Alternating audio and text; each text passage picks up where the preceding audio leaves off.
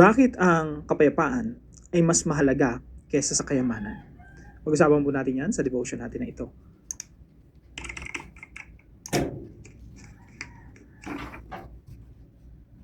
Magandang araw po sa bawat isa sa inyo. Welcome back to our 365 Daily Devotions, Bible Characters Edition.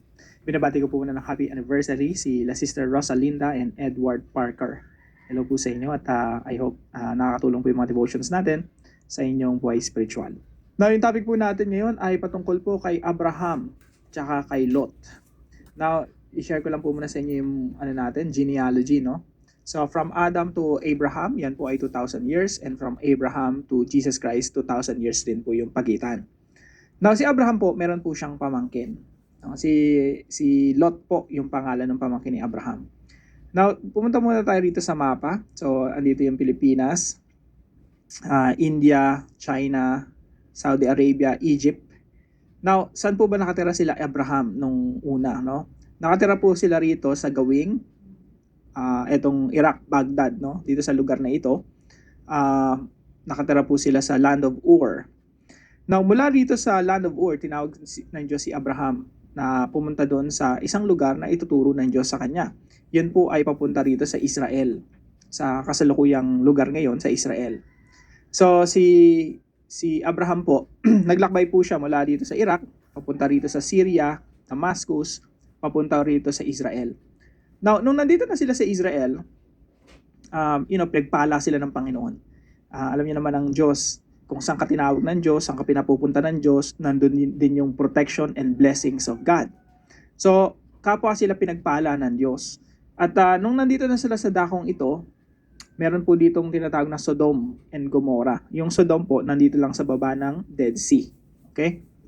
Diyan po yung piniling lugar ni Lot. Now, ito po yung istorya.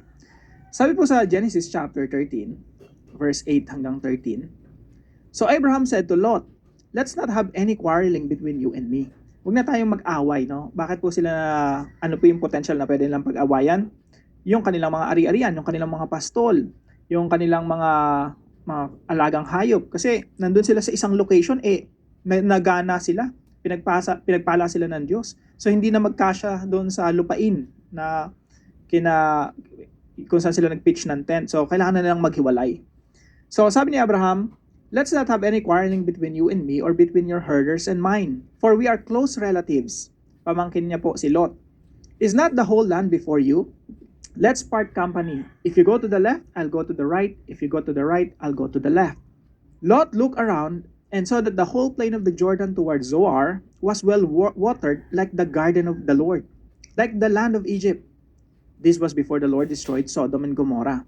So Lot chose for himself the whole plain of the Jordan and set out toward the east. Yung the east po na yan, yung east, tatalakayin po natin yan sa deep dive or dive deeper natin na video. So the two men parted company. Abraham lived in the land of Canaan, while Lot lived among the cities of the plain and pitched his tents near Sodom.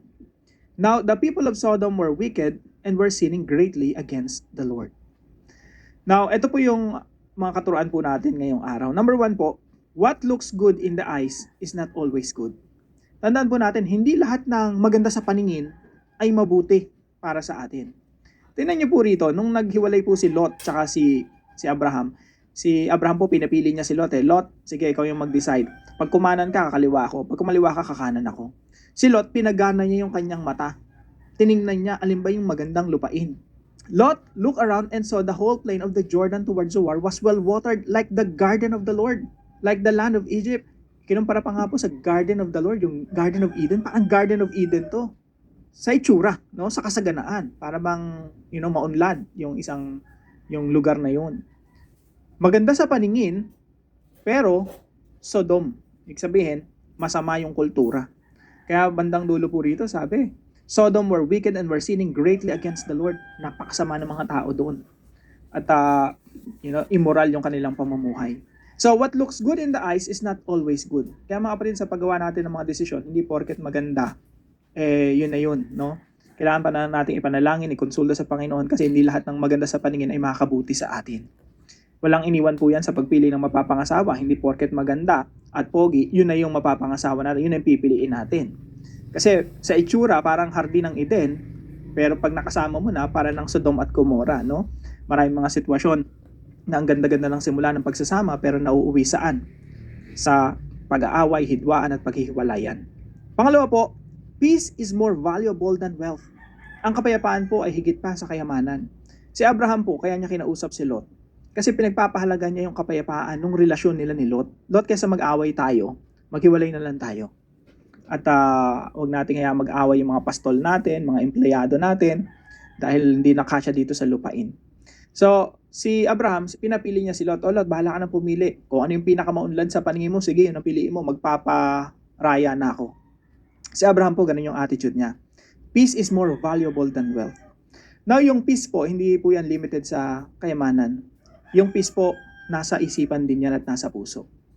Sabi ko nga, sa mga kakilala ko, no, sa edad ko na ito, 38 na ako, no, iba na yung value ko sa peace. Napakalaga ng kapayapaan sa akin eh. So, yun yung mga priority ko ngayon. I need peace. Peace of mind, peace of heart. Kahit wala kang pera, kahit hindi mo mabili yung mga gusto mo, basta meron kang kapayapaan, okay na yun. Pero syempre, maganda, may kapayapaan ka, may kayamanan ka pa, no? Unfortunately, yung ibang tao, sa panahon na wala ng kayamanan, wala ng kapera-pera, dun pa nag-aaway lalo.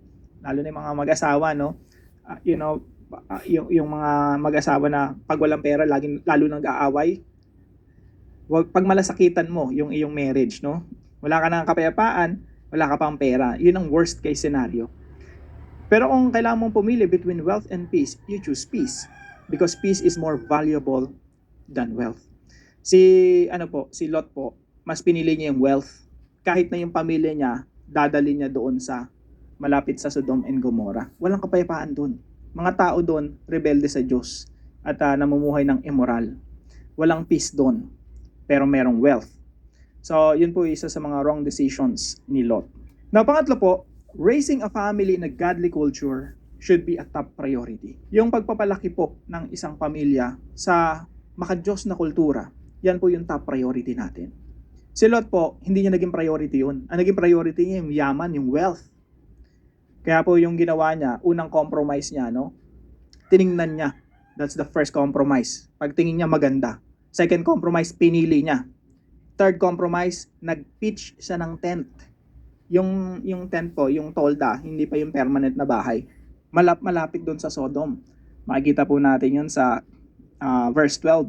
Sabi rito, Abram lived in the land of Canaan, while Lot lived among the cities of the plain and pitched his tents near Sodom. Nag-pitch siya ng tent, naglagay siya ng tolda niya malapit sa Sodom. Alam niyo po yung kasunod nun? Nanirahan na siya sa Sodom. Nagtayo na talaga siya ng bahay doon sa Sodom, sa Sodoma. At doon po yung istorya na po ng pag-unaw sa Sodoma sa Genesis chapter 19. Now, isipin niyo mabuti, yung mapapangasawa nung kanyang dalawang anak na babae, taga Sodoma rin. Iba yung kultura, iba yung Diyos na sinasamba, puro Diyos-Diyosan yung sinasamba. Samantalang sila, they believe in Yahweh. Pero ano pong nangyari?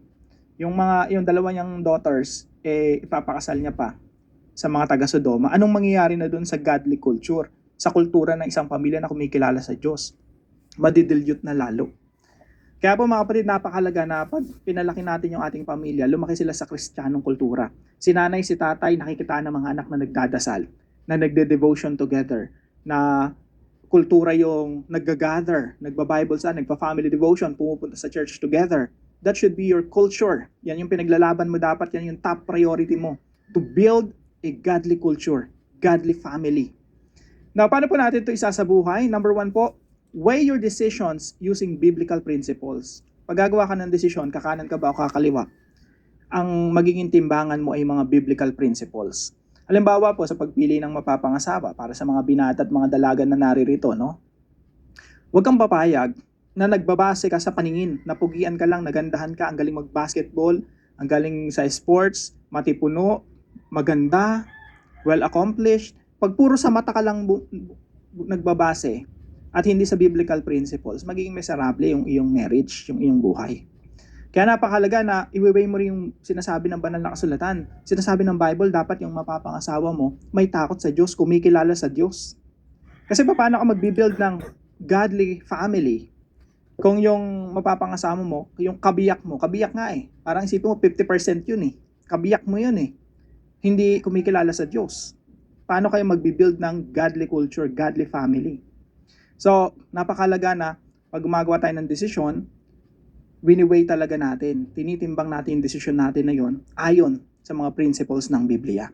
Pangalawa po, prioritize peace over wealth.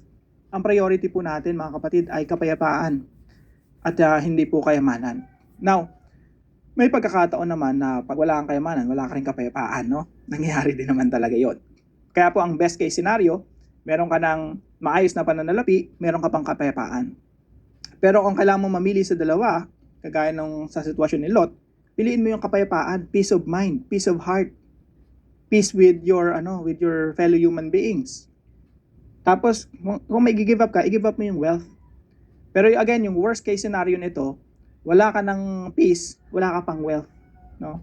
Kaya po babala sa mga karamihan po sa mga nag-aaway dito, mga mag-asawa kapag kinakapos, no? Kinakapos sa mga pambayad ng bills, tsaka pa lalo mag-aaway. Kung kailan dapat united kayo, kung kailan dapat nagtutulungan kayo, doon pa kayo nag-aaway, no? At ang kalungkot din isipin, maraming mga magkakapatid nag-aaway-away dahil sa kayamanan, no? Namatay si lolo, si lola, si parents. Tapos nag-aaway-away dahil sa kayamanan. At hindi na nag-uusap, no? Mas prioritize yung kayamanan kaysa kapayapaan sa kapatid, no? So prioritize peace over wealth. Napakalaga ng peace, napakalaga ng nakakatulog ka ng mahimbing sa gabi. Kaysa humihiga ka sa mali-maletang salapi. Pero iniisip mo naman, bothered ka naman sa iyong buhay. Marami po ngayon sa kasalukuyan na ganun yung pera nila, no? Mali-maleta, pero wala silang kapayapaan. Hindi sila makatulog sa gabi ng maayos. Daig pa sila nung sakto lang yung pananalapi, tapos napakahimbing ng tulog. Kung natulog ko ngayon ng 5 hours, 6 hours, 7 hours, napakapalad mo kaysa doon sa mga bilyonaryo na gumagawa ng masama at wala silang kapayapaan. Pangatlo po, raise your family within a godly culture. Lalo na sa mga parents, nanay at tatay. Ipaglaban niyong mabuti na yung inyong pamilya, makabuo kayo ng kulturang makadiyos. Yung makikita ng mga anak na si tatay, mahal na mahal si nanay. Si nanay, respeto si tatay. May pag-iibigan. Merong Kristo sa relasyon ng mag-asawa. At merong pag nag-aaral sila ng Biblia, nananalangin sila together, nagpupunta sila sa church together. Yun po ay halimbawa ng pagbubuo ng makadiyos na kultura. Huwag niyo pong i-expect na ang inyong mga anak ay magkakaroon ng godly family kung kayo mismo walang godly culture or godly marriage. Saan sila huhugot yung mga anak natin ng inspirasyon, ng kultura, kung hindi naman nila kinalakihan yung Kristiyanong pamilya? So, wag niyo pong expect na magkakaroon sila ng maayos Christian culture kung tayo mismo hindi natin ginagawa sa ating mga tahanan. Now, para po sa ating discussion, how can we practically raise our family within godly culture? Practically speaking, ano yung mga bagay na dapat mong gawin or mga bagay na hindi mo dapat ginagawa para mapalaki ang iyong pamilya sa Kristiyanong kultura? Now, para po sa ating dive deeper, why does moving east mean moving farther away from God? Bakit pagpasalangan ng biyahe mo palayo sa Diyos? And moving west mean moving near to God. At pagpakanluran naman ang biyahe mo, ang iyong paglalakbay palapit sa Diyos. Tayo po'y manalangin. Father God, I confess that many times I am tempted to choose what looks good instead of what is right. Teach me to walk by faith and not by sight. Guard my heart from small compromises that slowly pull me away from you. Help me trust that your will is always better than what the world offers. I want my life to be shaped not by what I see, but by what you have promised. In Jesus' name, Amen and Amen.